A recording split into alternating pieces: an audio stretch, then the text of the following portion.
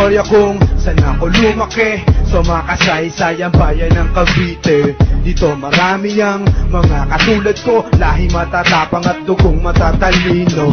Ito ang istorya kung saan ako lumaki, sa makasaysayan bayan ng Cavite. Dito marami ang mga katulad ko, lahi matatapang at dugong matatalino. Nobeleta, Cavite, dito ako sinilang. Dito nagsimula pangarap ko na mapabilang. Ang mga kwentong sinulat ay maging alaman at makilala ang boses sa dayuhang panapan. Pagkaman ako hindi hamak na dukha at di mayaman, pero ang kasaysayan ay bakat na sa pangalan kung saan ating bandila ay unang tinaas at pinaglaban ng mga bayan hindi mapigtas. Pagsama-sama tayo magkakapit-kapit kamay, sariling wika na Tagalog ang gamit panabay. At ang gabay ko ay ang lapis na siya gamit kong panulat sa kaprasong papel ang istorya pilit kong sinulat. Marami sa atin dito tuluyan nakalimot, gigisingin ko kayo sa aking mga bagong ulat. Ang sugat ay nagbilog, muli akong babangon. Cavite, Pilipinas, ito ang aking hamon.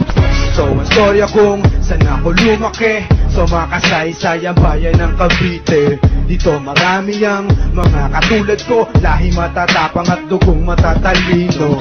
Ito ang storya kung saan ako lumaki, sa makasaysayan bayan ng Cavite. Dito marami ang mga katulad ko, lahi matatapang at dugong matatalino. Dasma, Imus, Bako o Silang, Tansama, Malabon, Naiktar natin ang tigang. Nobeleta, Rosario,